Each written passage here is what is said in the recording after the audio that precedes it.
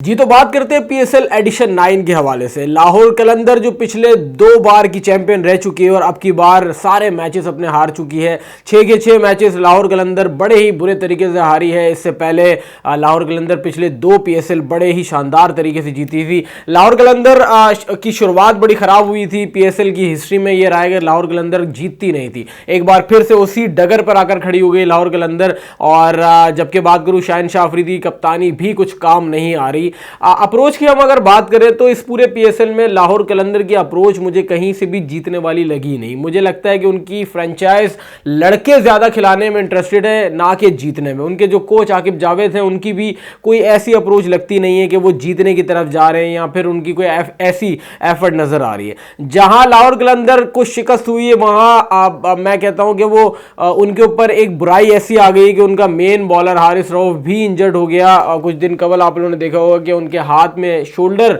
Dislocate हुआ है catch पकड़ते हुए। बहुत ही बेहतरीन किस्म की उन्होंने एफर्ट की और उसके बाद वो कैच भी पकड़ा। हारिस रऊफ के लिए बड़े नेगेटिव कमेंट्स मैंने सोशल मीडिया पर देखे। बाकायदा लोग ये भी कह रहे हैं कि भाई मर जा यार, मर जा, अपने हीरो के लिए आप इस तरीके से बात कर रहे हैं। आपका वो प्लेयर जिसने नेशनल इंटरनेशनल में आपको रिप्रेजेंट किया हो, पाकिस्तान का बड़ा नाम किया हो, ये वही हारिस रऊफ था जो सबका मैं कहता हूं कि उन फैन फॉलोइंग कुछ अलग हो गई थी। पिछले 6 महीने अगर मैं जाऊं तो हारिस रऊफ का नाम ही कोई ऐसे लिया जाता था कि दुनिया के बड़े बॉलर्स में उनका शुमार करने लगे थे लोग कि हारिस रऊफ का अग्रेशन, उनका पेस, उनकी लाइन लेंथ, यॉर्कर, लोग बड़े दीवाने हो गए थे। वहीं हारिस रऊफ के साथ इस तरीके से अब बर्ताव करना बहुत अफसोस का मुकाम है कि वो इंसान, मैंने देखे हारिस रऊफ से 1000 इख्तिलाफात सही, मुझे लगता है हारिस रऊफ उस तरीके से बॉल नहीं करते जिस तरीके से इंटरनेशनल बॉलर करना चाहिए। लेकिन इस बंदे में एक बात मैंने देखी है कि 10 लड़के एक तरफ, इस बंदे का एफर्ट एक तरफ। इंटरनेशनल हो, नेशनल हो, कोई भी पीएसएल हो, इस बंदे के एफर्ट्स अपने ही अलग तरीके से एफर्ट्स लगाता है ये बंदा।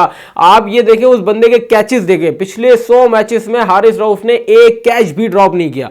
वो ठीक है बॉलिंग में वो काम नहीं कर रहे, वो भी कोई 2 से 3 महीने हो गए। वो इंडिया वाला मैच था, उसके बाद से हारिस रऊफ जो आउट ऑफ फॉर्म गए, उसके बाद वो इनफॉर्म नहीं हो पा रहे। लेकिन इसका कतई ये मतलब नहीं कि उस बंदे में इंटरनेशनल वाला वो चार्म नहीं है। यार यही वो बॉलर था ना जिसने आपको हमेशा जितवा के भी दिए मैचेस, एफर्ट भी लगा के दिए, इंडिया के खिलाफ भी परफॉर्म किया। वो अलग बात है कि नसीम शाह, शाहिनशाह अफरीदी भी फॉर्म में होते थे और ये भी फॉर्म में होते थे, तो ये 3 जो ट्रियो हमारा था ये बड़ा बेहतरीन तरीके से चलता था। लेकिन खैर एक नजर लग गई, Shaheen Shah Afridi out of form हो गए, नसीम शाह इंजर्ड हो गए। अब हारिस रऊफ की भी इंजरी का टाइम ऐसा लग रहा है कि हारिस रऊफ भी अब वर्ल्ड कप से भी बाहर हो जाएंगे। अगर जून में वर्ल्ड कप है, खैर मनाए कि अमेरिका में वर्ल्ड कप है और आपका तेज तरीन बॉलर अगर आपके स्क्वाड में नहीं होगा, फिर आप एक चीज मिस करेंगे, नसीम शाह कहां तक टीम को बचाएंगे। ठीक है नसीम शाह आ गए।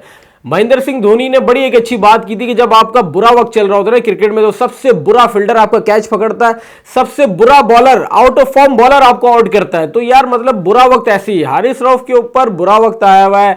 बॉलिंग उनसे हो नहीं रही, हर कोई मतलब अब इमर्जिंग प्लेयर्स भी उनको छक्के मार रहे हैं। वो उस बंदे में वो वाला अग्रेशन नजर नहीं आ रहा। जाहिर सी बात है यार, एक बंदे का मोराल पूरा जब गिर जाता है, उसको कोई सपोर्ट नहीं कर रहा होता, तो जाहिर सी बात है वो परफॉर्म नहीं करेगा। और उसके बाद पाकिस्तानी इतने एक्सट्रीमिस्ट हैं कि इस तरीके से उस बंदे को क्रिटिसाइज कर रहे हैं। आप बाकायदा उसको ये कह रहे हैं कि मर जाए यार, आप जाके पिछली एफर्ट्स देखें। लेकिन खैर पाकिस्तानियों की तारीख रही है कि उन्होंने बड़ा हमेशा से ये है ना कि हमारे हीरोज की कदर नहीं की है, और जब हमने गवाया है ना उनको, उसके बाद हमें कदर महसूस हुई है। अब यही होगा कि जब हम जाएंगे वर्ल्ड कप खेलने, फिर आप लोग ही बात कर रहे होंगे। इस तरीके से अपने इंटरनेशनल प्लेयर को बोलना, क्रिटिसाइज करना, फिर आपको पता है कि आपके पड़ोसी मुल्कों से मौका चाहिए इस चीज़ के ऊपर बकवास करने के लिए, फिर उनको आप मौके दे रहे हैं, मौके तो छोड़ दें।